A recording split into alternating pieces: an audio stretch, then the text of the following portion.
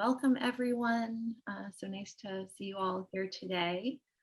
If you want to share in the chat where you're calling in from, that's always nice to see, and maybe a word or two about how you're feeling. And yeah, what maybe you're excited about in this conversation. So I am going to just jump right in because I know we have a very full program and I don't want to take any minutes away from that. My name is Dara Kosberg, and I am the program director at Reimagine, which is a nonprofit organization that creates experiences like this one that really let people explore the hardest parts of our existence, including serious illness and death, while celebrating life and one another. And today, we are here for Past and Present with Allison, Gilbert, Mary Fetchet, and Wanda Irving, who you'll hear from in just a moment. I just have a few housekeeping things to do, and then we can get started. So first off, I'd like to take a moment and offer a huge thank you to our sponsor, Domani for Grief, for their support of this series. And then also I'd like to thank our Reimagine 2021 sponsors who are shown here that help support Reimagine and make this work possible. I also want to thank all who donated to Reimagine on this call.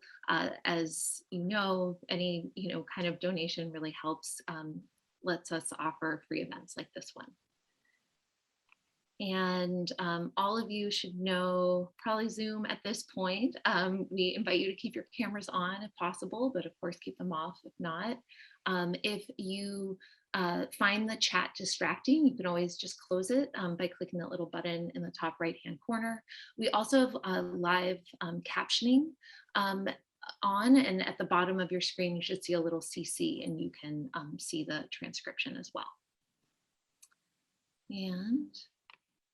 And I just want to actually share something new for Reimagine. We just launched our fall season, which is called Grief, Growth, and Action.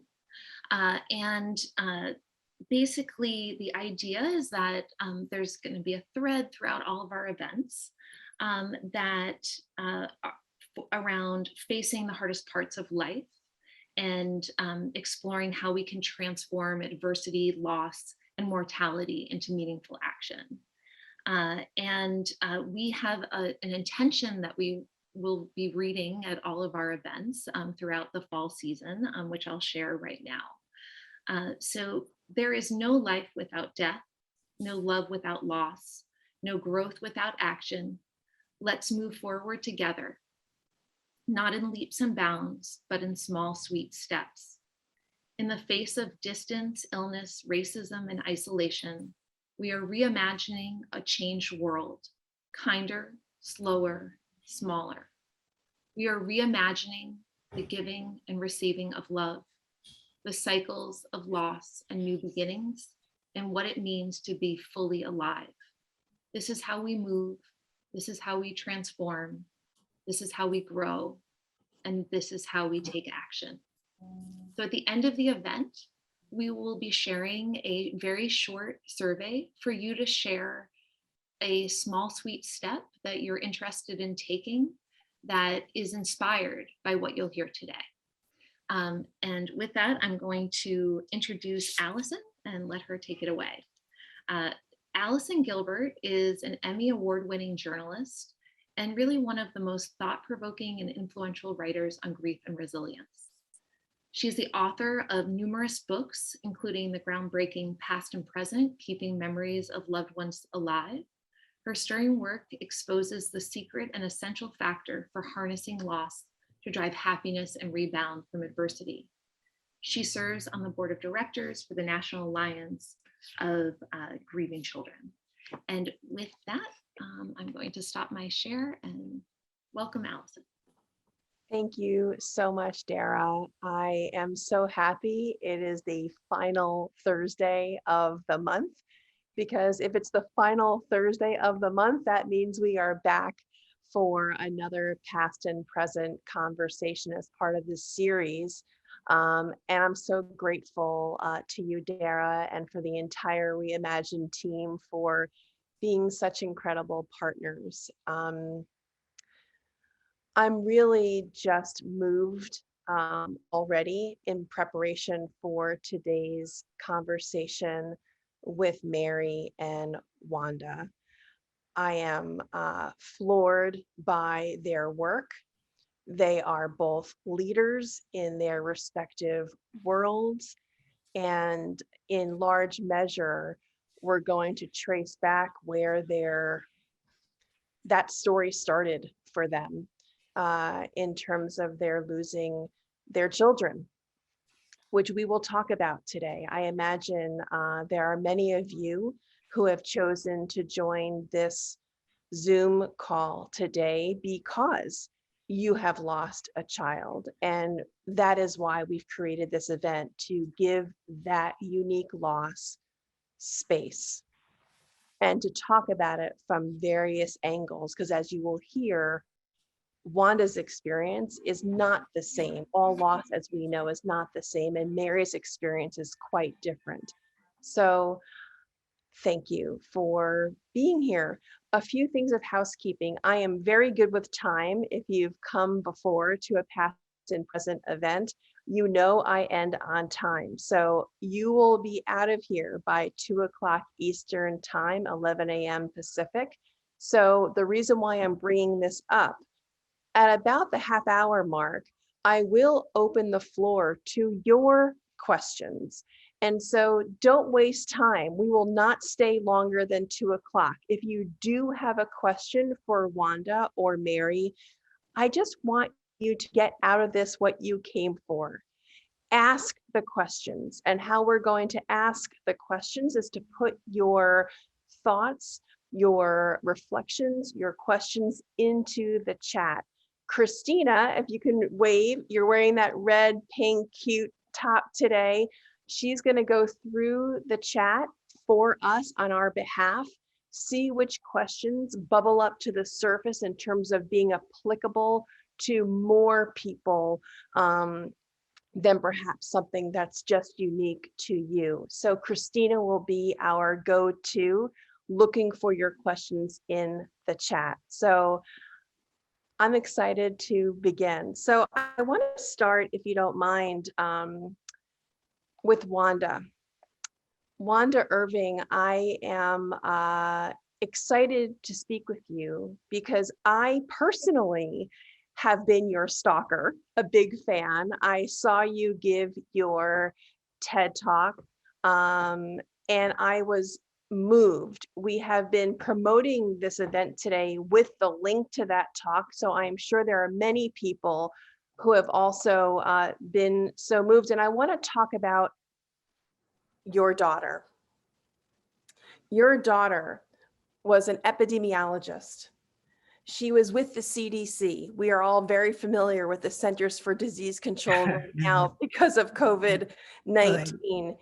She had 2 master's degrees, a dual subject PhD. Your daughter was incredibly bright. Your daughter knew how to advocate for herself, to ask the questions that she needed to do to get the proper health care.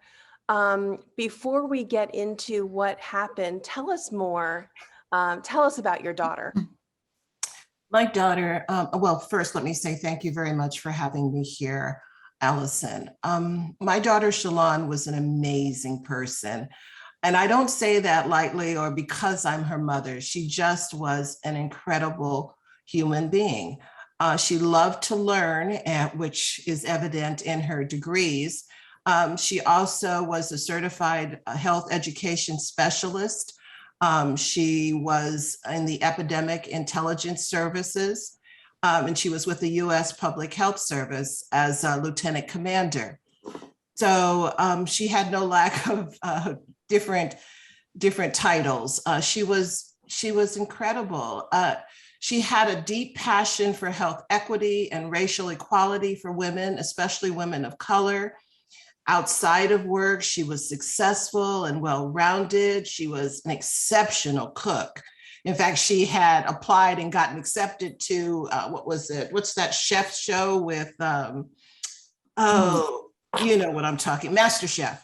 Oh my goodness. She had planned to do that. She was just incredible. She was an accomplished photographer. She was an avid gardener, an entrepreneur. She just launched a consulting startup just a couple of months before we lost her. She was a devotee of home and holidays. She loved decorating the house and the joy and the holiday seasons. She had an incredible sense of humor. She was warm, generous, and a fiercely loyal friend. You know, when you met her, you'd never forget her. Her smile was electric. She was warm and generous. You can tell, you could see all that in that picture. Her smile is radiant. And I know with all her schooling, I don't know this for sure, but she was so accomplished. She had her pregnancy. She died when she was 36. 36. And I do want to talk about that. And of course, Mary, I have not forgotten about you at all, Mary Fetchet, but I want to talk about what happened at 36. This is what her best friend had to say about her death. She was at high risk for life-threatening issues related to pregnancy and childbirth, just for being a Black woman. And I would like you to explain that, and I should say that you are managing partner of Irving Associates. You yourself provide consulting and leadership coaching services to nonprofits. You have a bright daughter. You are exceptionally, well educated yourself. And yet, despite that, her best friend says it didn't matter. Help us understand what happened with your daughter. From day one, Shalon did everything right. She followed her OB's advice, orders to the letter. She did her pre-birth plan. She exercised. She was in a marathon. She didn't smoke. She drank maybe socially a glass of wine. She did everything she was supposed to do, and she had a textbook delivery. But what I didn't know then and what I know now is that 3 out of 4 women die. Well, it's, what is it? Black women are 3 to 4 times more likely to die than white women. And what also surprised me was Black women with college degrees are 5 times more likely to die. Now, that I still don't understand that. And I've tried talking with a couple of doctors to please explain to me how the better educated you are, the more likely you are to die. And every year, over 800 women die from maternal mortality, some pregnancy related complication or childbirth related complication. So Shalon died 3 weeks after the birth of her daughter. And it wasn't a surprise. After about 5 or 6 days, Shalon started to develop symptoms of edema. She was not voiding. She was gaining weight. She had rapidly elevating blood pressure. Her leg was swollen. We went to the doctor time and time again. No fewer than 7 times in 2 weeks. And each time it was like they patted her on the head and sent her home and saying, don't worry, we've got this. You just had a baby, give it time, things will get better. But they didn't get better. And she kept going. She went, I think I went with her on her last visit, which was on the 24th of January. We went in and the nurse had to take the blood pressure twice because it was high the first time and she said, oh, let me do this again because this is awfully high. And she did it, and it was still high, of course. And she said, let me go get the doctor. She came back 10, 15 minutes later and said, well, he is tied up right now. He said to take these pills and, come back later. And it's like, no, we're not leaving. There's something wrong with her. So, well, maybe it's a blood clot. Shalon said, no, I've had a blood clot because she has factor V Leiden. She says, I know what that is like. This is not a blood clot. And the nurse was insisting that it was. So we went down to the emergency room. And this is all while carrying around her baby, who was 3 weeks old and suffered from GERDs. And we're going from hospital room to hospital room and down to the emergency room.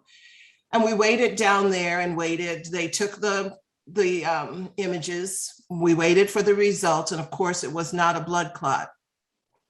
We went back up to the doctor's office, could not see the doctor again. He was too busy to come in that time. And so she gave her the prescription and we went home because there was nothing we could do, at least nothing else that she wanted to do at that time. She says, I've got to get my baby home. I've got to get her out of this environment.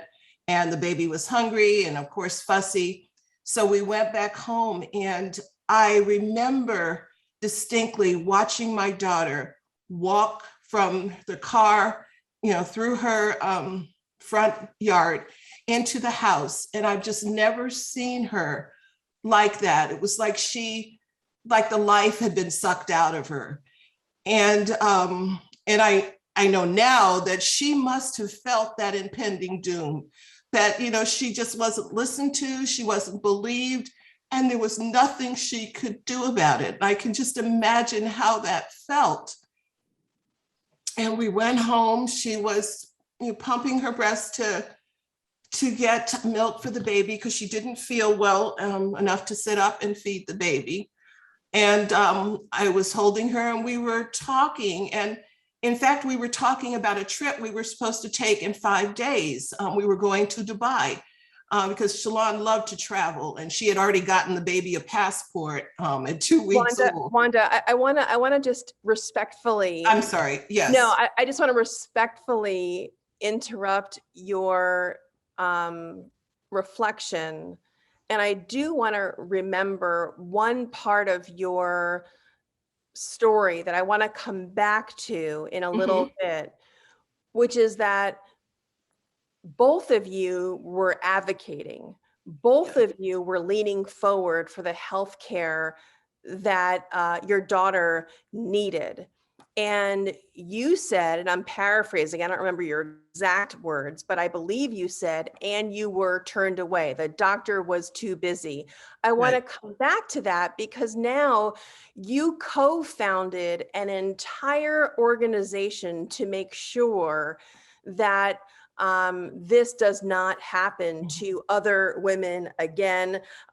You named it after your daughter, Dr. Shallon's Maternal Action Project. We can put the link in the chat. We can make sure that people know about this resource. I want to come back to everything that you were just talking about before, but I do want to bring in Mary because Mary suffered a whole different kind of loss with her son, Brad. We just, all of us in the world recognize the 20th anniversary of 9/11 just earlier this month. Mary's son, Brad, was killed on 9/11. And I do want to talk, Mary, about what you have done since then as well. But first, I want to talk about Brad. 24.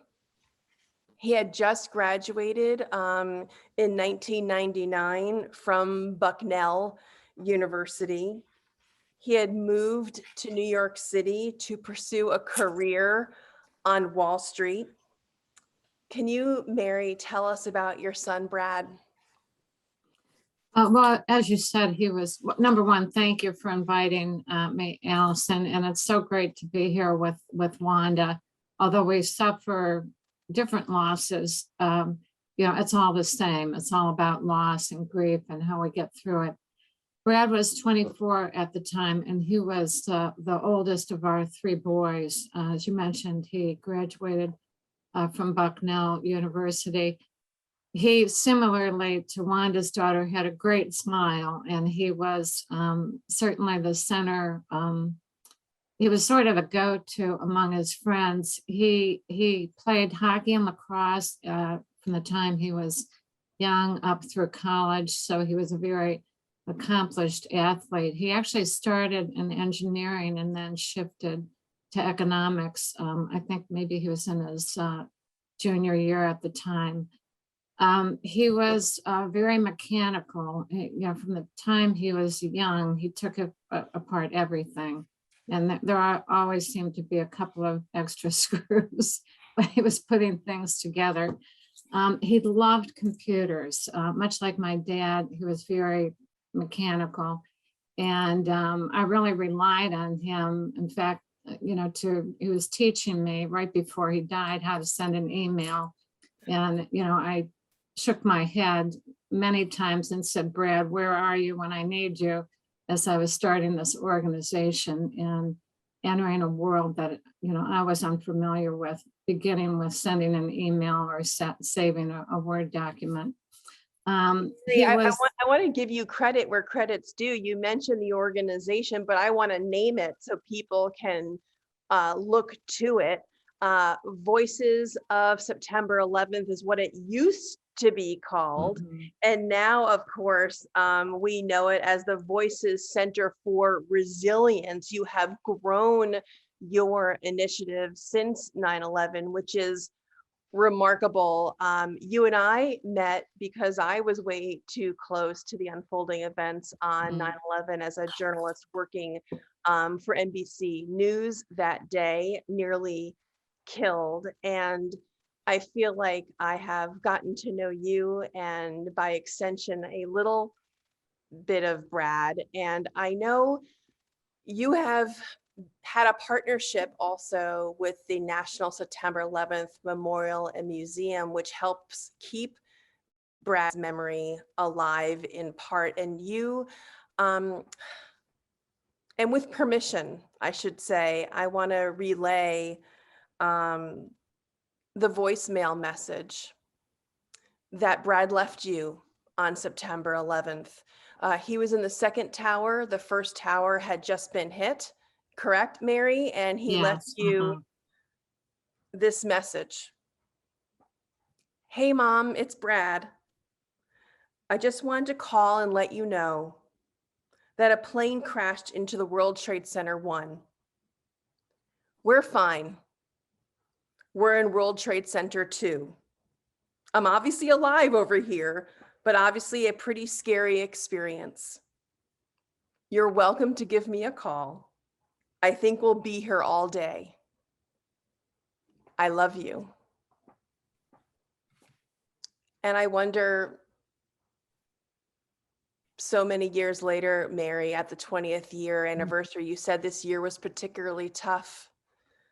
How does it land for you hearing that now, at least the transcript of that call, that message? Well, it would have been hard. I'm easier playing it rather than saying it. So I appreciate you reading his message. I think it's a double-edged sword. I love hearing his voice, but of course I hate the outcome. And so I think for me, Brad's death and the death of almost 3,000 others really mobilized me, much like Wanda, in that I didn't want it to happen, to another mother, another person to die in the way that they died on September 11th.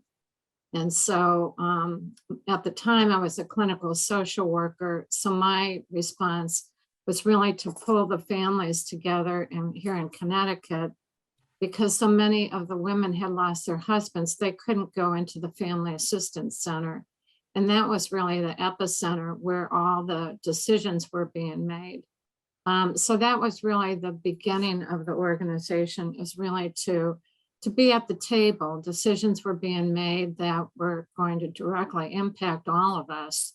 And to read it after the fact, although I did appreciate the reporters that were reporting out, I felt that we could only advocate on behalf of ourselves. So we needed to be part of those conversations. And then that led me down a whole nother path in addition to providing social service support, which we're continuing to do today. I also got very involved in, as other family members were, in what the memorial was to be. We planned commemorative services, and then I got very involved, of course, in pushing for the creation of the 9/11 Commission, which was really, well out of my wheelhouse. But I became as other family members did, an expert in intelligence reform, which is, not the typical social work training. What's remarkable to me about both of you, and I want to go back to Wanda, right where I promised, which is the advocacy that you did in that moment. Now you're pivoting to this macro advocacy with Dr. Shallon's Maternal Action Project. And I want to ask you, if you were to summarize the mission and the goals, and can you separate it at all now from how it personally affects you to work in this field now? So there's a mission, but you're also a mom. So Wanda, I'd like to toss it back to you to take on that question. I think the reason I'm able to work in this field is because of the loss of my daughter. She had a personal mantra. It was, I see inequity wherever it exists. I'm not afraid to call it by name, and I work hard to eliminate it. I vow to create a better earth. And that is what guides me, is that mantra, because she can't finish it herself. So we are in the process of doing that.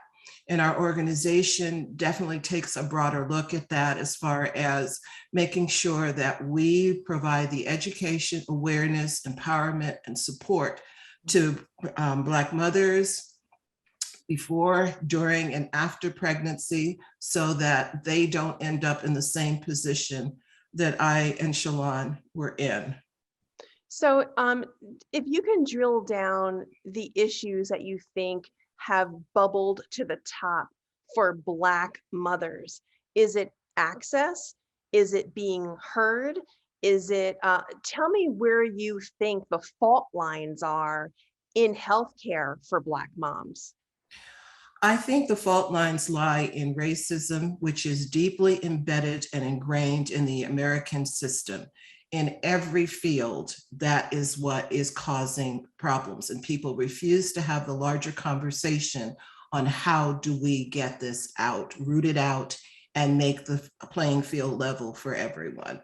So access has to do with, some women may have an access problem, but that wasn't Shalon's problem. It was definitely the fact that she wasn't listened to, and she wasn't believed, and she wasn't respected and given the kind of help that she needed. And Mary, in a different sphere, your mission now in that macro sense is making sure other victims, whether or not it's crime, whether or not it's some other force of nature, that there is this well, this reserve of resilience to draw upon. And I'm wondering for you, tell me if I'm wrong, Mary. I remember talking to you once on the phone, and you made it very clear to me, and I hope I'm not wrong, that you felt that Voices is not about keeping Brad's memory alive, that this is the work that's almost independent of his death, but certainly born because of his loss. Am I remembering that conversation correctly, that this has become just so much bigger for you?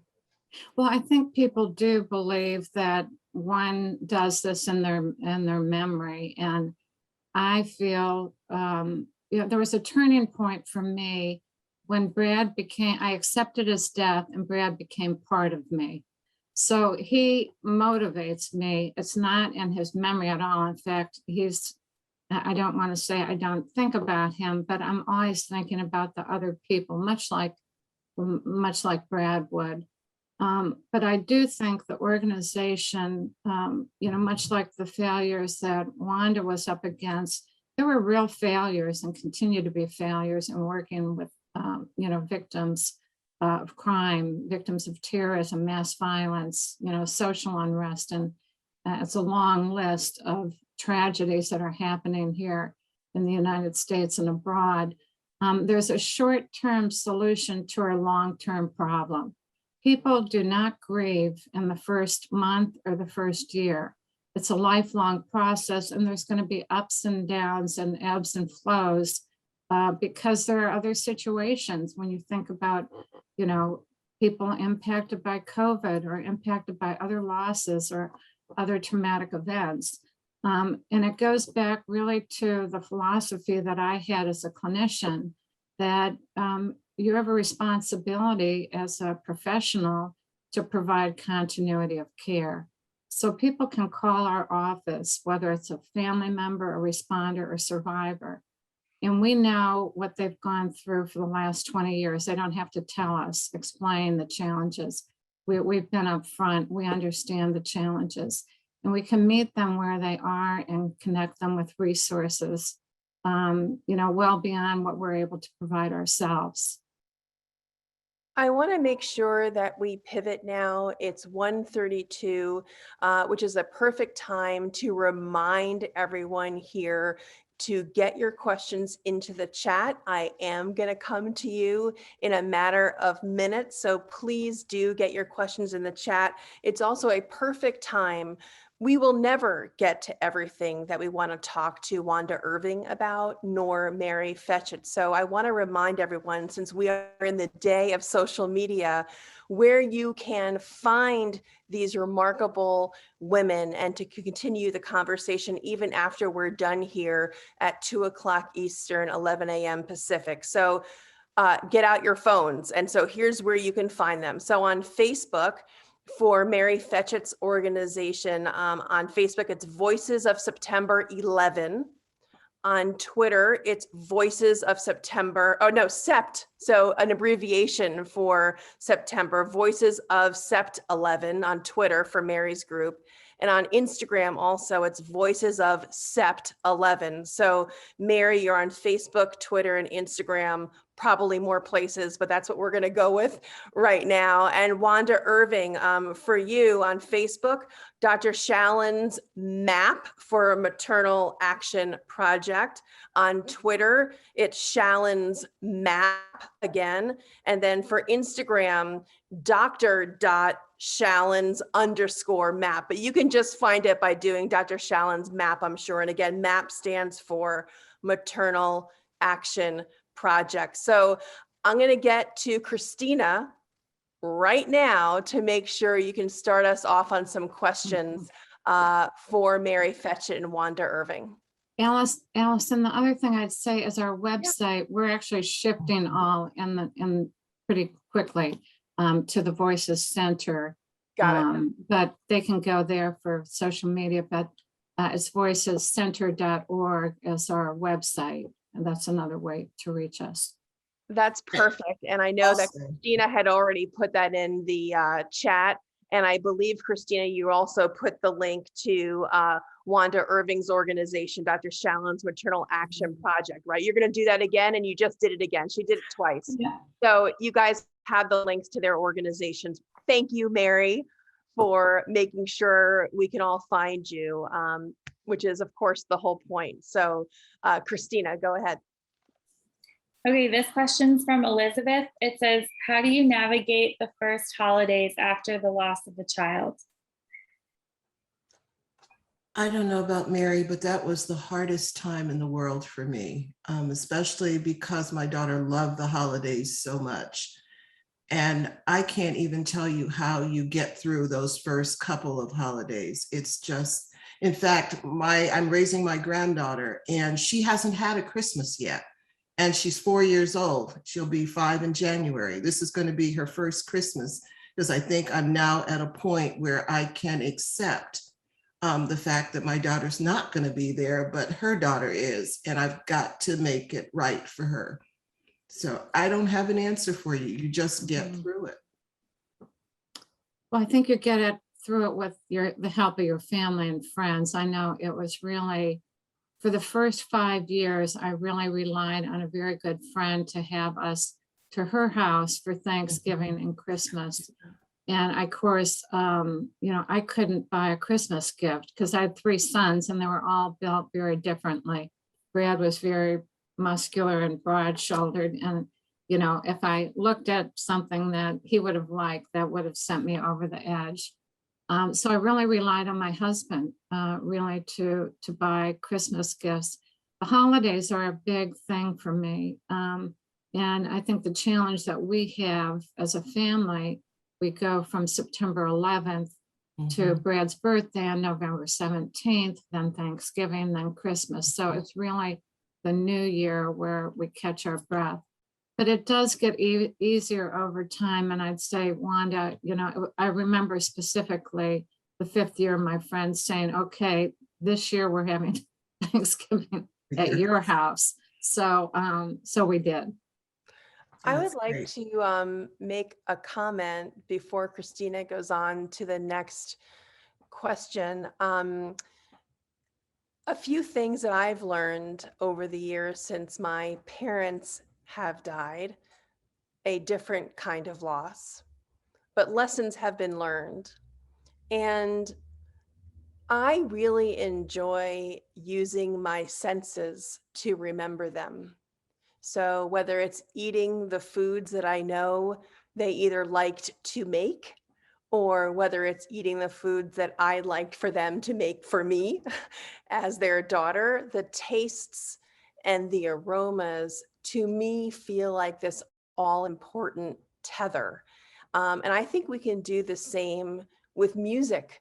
I think there might be music that you remembered listening to and enjoying with your loved one, or there could be music that maybe wasn't your cup of tea, but your loved one liked to listen to that music. And so why not have that be a part of your holiday experience? Those are just 2 ideas I wanted to pass on. I wrote a whole book about how to remember our loved ones, and I give 85 ideas for remembering and honoring and celebrating our loved ones. And this is not to sell it. I'm just saying, if you want to have those ideas at your fingertips, go check out Past and Present. That's why this series, the Past and Present series, was born. So Christina, back to you. So we have a few people on this call that have experienced sibling loss. And Mary, you mentioned Brad is the oldest of 3 boys. So could you talk about how your other children coped with the loss of their brother? I think it's very hard for siblings. And they're often, in the case of 9/11, they were overlooked because there was a real focus on the children that lost their parents that day. And I think kids either wanted to be, take advantage of 9/11 events, or they didn't want to be connected with it. The thing that I stress in any family is that everybody goes through it differently. So my grief was much different. I became an activist and had really a purpose, where it's very different from my husband and children. I do think the support of their friends is critical in being able to sit with them and, meet them and talk about what they want to share, and that be there to support them. And if I could just add to that, I think, Mary, you're absolutely right as far as the support. And I think listening is really important, and being there, because Shalon lost both her brothers before I lost her. And so all my kids are gone, but Shalon got through it with her best friend, and just being able to talk. And I think that is a key piece, is allowing them to grieve how they grieve and being there for support.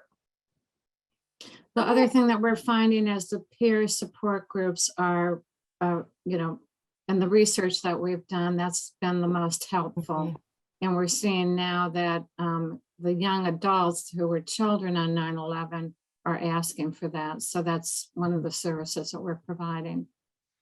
This is a question for Mary and Wanda. Christina, I'm sorry to step on you just for a second, but it's a question that I have, and maybe you both are familiar with it. Mary, because of your work, of course, with the Voices Center for Resilience, Wanda for the Maternal Action Project, which is in Dr. Shallon's name, about how you manage with the joyous memories that you want to have, the memories of perhaps your children when nothing was wrong and the future was ahead. And how do you wrestle that with how they died? How do you keep them both? How do you square that? And I want to start with Mary, because the morning of September 11th, you had Brad. He was in what may have been his dream job out of college. How do you square and keep the memory of how he died with your memories of how you want to remember him? I would say the passage of time. I know right after Brad's death, it was very hard to go to a wedding or a birthday or even to see his friends' lives progressing, getting married and all the transitions that you have in your life. That changed over time, where now I can draw the parallel of where his friends are, and gee, that he could have had children in high school right now. One of the projects, the big projects that we worked on, is to help the families create a living memorial. And we met with the families one by one and collected over 87,000 photographs of their loved ones. And what we found is when they were ready for that, it was a very therapeutic and healing process, because with each photograph, they had a story. And to be able to go through that process was very therapeutic. And to the point about Brad, we were well into the project and somebody asked me about Brad's site. And I, of course, I hadn't started on his. I was worried about everyone else's, but I do think finding ways to keep those memories alive are really important. How about you, Wanda? Well, I agree as far as finding memories, keeping memories alive. And I have to do that for Shalon's daughter. She asked me every day, what did mommy do? What would mommy say? What would mommy wear? And it's like bringing it to life for her, bringing her mom to life for her. And that's important. But as Mary said, it takes time, I guess. And it's only been 4 years for me. And so I sometimes, I don't sleep. I still sit at night and just think about what could have been, or I just sit and look at her daughter and just remember my daughter. So hopefully I'll get to the place where Mary is in another 5 or 10 years. But right now, it's just remembering all of the good times. There doesn't seem to be any downsides other than the fact that she's not here. And it's just a matter of remembering, because that, I think, is the first step to healing. We haven't mentioned, of course, except for the top of our conversation, Domani for Grief. And if anyone who is listening wants to have access to courses about how to keep the memory of your loved one alive, there are many courses on the Domani for Grief website that you can access. The Domani for Grief also has a community Facebook page. If you want to share the story of your loved one, if you want to post a photograph of your loved one, please join the Domani for Grief community page. Domani for Grief is also on Instagram. That's another great way of making sure you can say the name of your loved one online, to make them have a digital footprint, a digital presence, which I think really helps make sure that your loved one's memory endures Christina, let's ask a couple of more questions. Maybe there's one more that has bubbled to the top for you. Were there any bereaved parent groups that either of you found helpful? For me, I went to a bereaved parents work group when my first child died. It wasn't that helpful for me, so I did not go back. And Shalon was my grief counselor when my second son died. And I couldn't even face one after I lost her. It's like I don't feel like they know exactly where I'm coming from. They haven't walked in my shoes. They don't really understand what it is I need, which is one of the reasons we started Believe Her, an app that also has rooms in it for grandparents like myself who want to go in and talk to someone. It's a peer-to-peer kind of support network. And it's Believe Her, BELIEVE, Believe Her. App.com. It's an app. Okay. Thank you for sharing that. And we've held over 2,200 support groups over the years. And we actually divided them up by how they were related to the victim. So siblings with siblings, parents with parents, grandparents with grandparents. And I think probably 9/11 is a little unique in the sense that they have that shared experience. They all died in the same way. And we're seeing the same thing, of course, with the survivors and responders that we're working with. It's that shared experience, which allows them to 20 years later still talk about it. Mm-hmm. And I see in the chat right now enough links that it really is worth your time to explore. I'm seeing a recommendation of looking into the Compassionate Friends. I have spoken at the Compassionate Friends conferences before. They are a national organization for anyone who has lost a child or a grandchild. That is definitely worthwhile to check out. The Believe Her app, of course, that link is now in the chat. We've listed the Compassionate Friends. Thank you, Christina. I see that you just did that now, the link. And so we are meant to give you some resources during this call. Of course, it's not going to be exhaustive. And there's one piece of advice that I love to give, is that there is a pivot point that happens where in the beginning of a loss, we can allow ourselves the flexibility to, let's say, passively mourn. That people generally come to us when loss is new.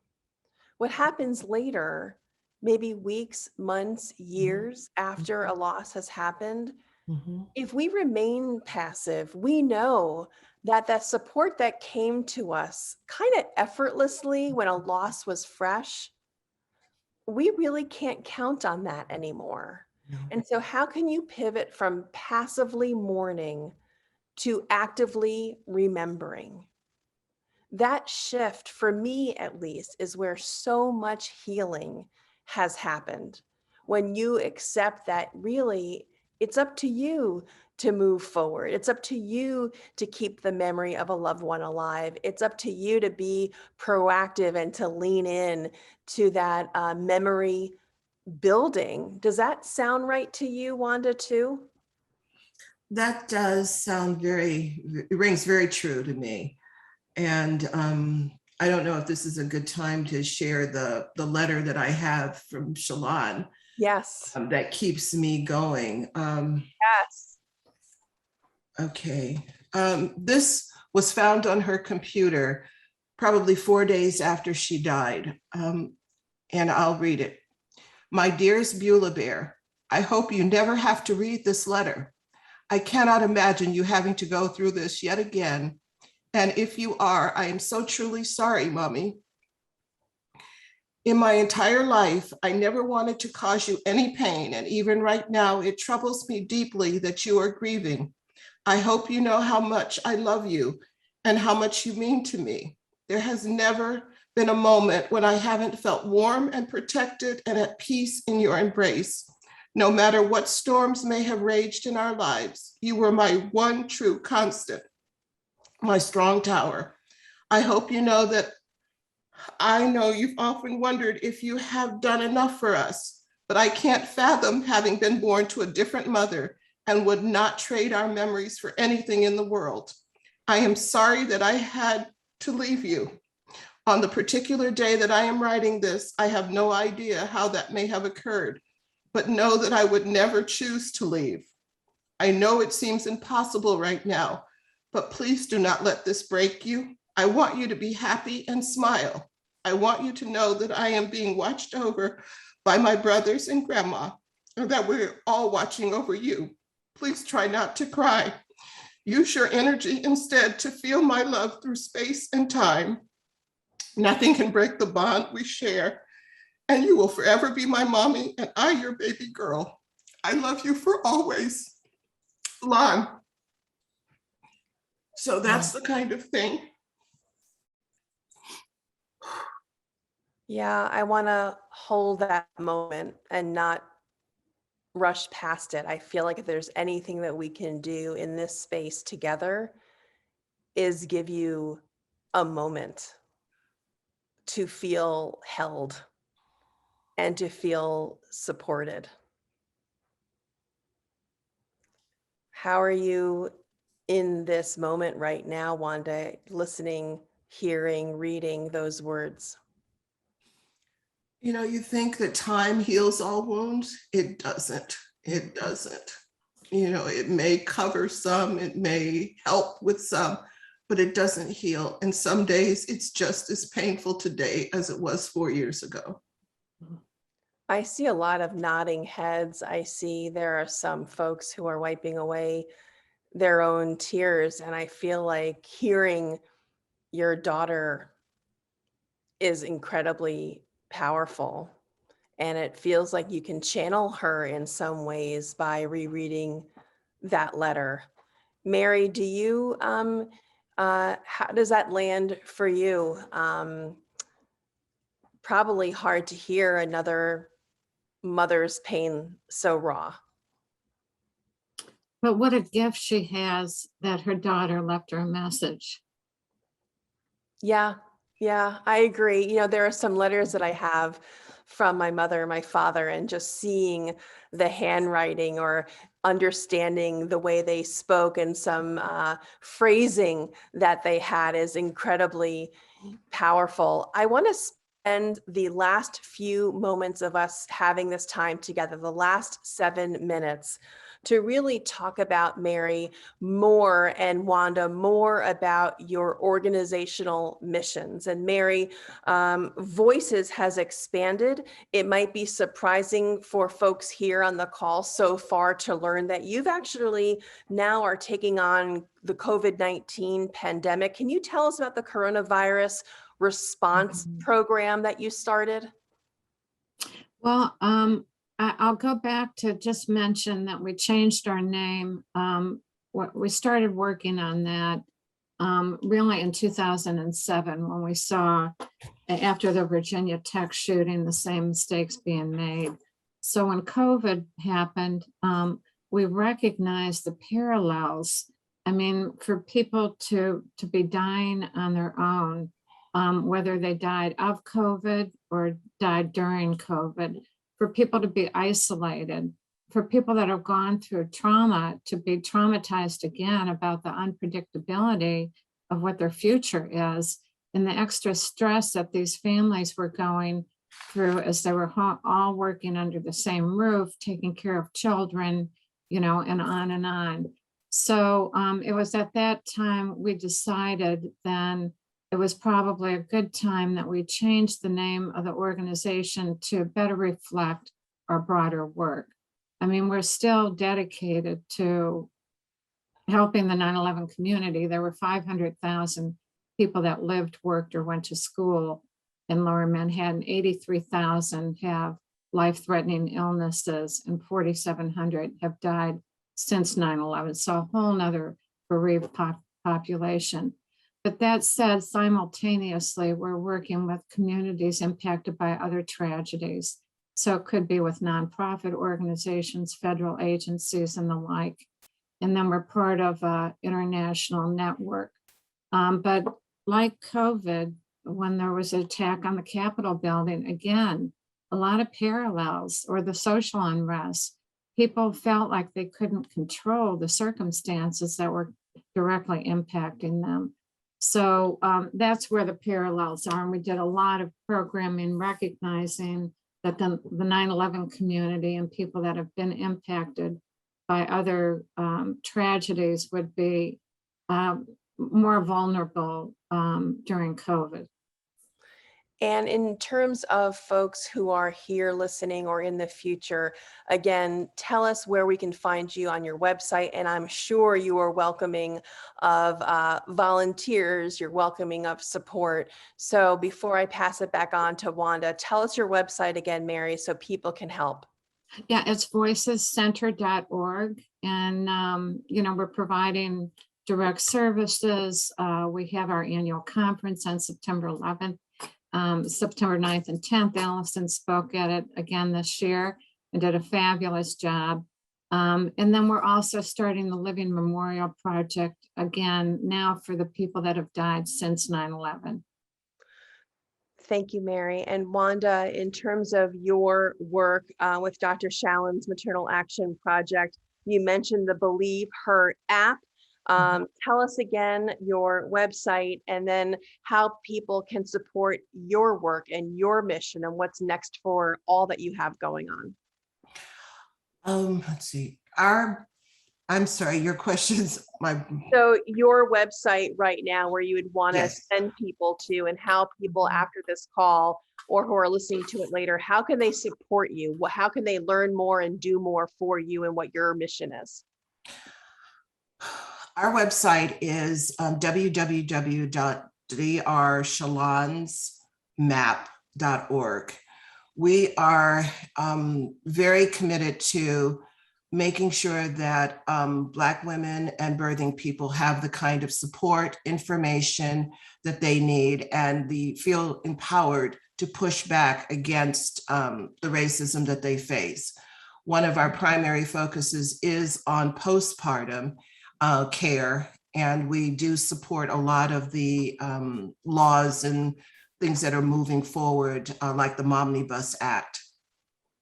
Ways that people can help would be to donate to Dr. Shallon's MAP or come to our website and volunteer to work with us on some of our projects. I am so grateful for that. I gave you everyone's websites. You, of course, have their social media handles. If you have any questions, you can always reach out to me too. I'm on all social media handles as A. Gilbert writer. So with 1 minute to spare, I promised to you that we would end on time. Mary Fetchet, Wanda Irving, thank you to Reimagine for, as always, pulling this together. And of course, a special thank you. We would not be here without Domani for Grief. And so I would recommend highly, we talked about the courses about keeping memories alive that are on the Domani for Grief website. I recommend to check those out. And again, go back into this chat, see the links that Mary has suggested, see the links that Wanda has suggested. And of course, tomorrow, as a reminder, we will send out an email. You will get a replay of this discussion if you had to step away. And we will, again, put all the links to all the websites in case you want to go back and learn more. So it's 2 o'clock, 11 o'clock Pacific. Have an awesome day, everybody. And I'm so glad you took the time to be with us. And we'll see you in October. Thank you. Thank you so much. Bye, everybody. Thank you so much Bye-bye. for being here. Bye-bye. Bye, everybody. Thank you so much.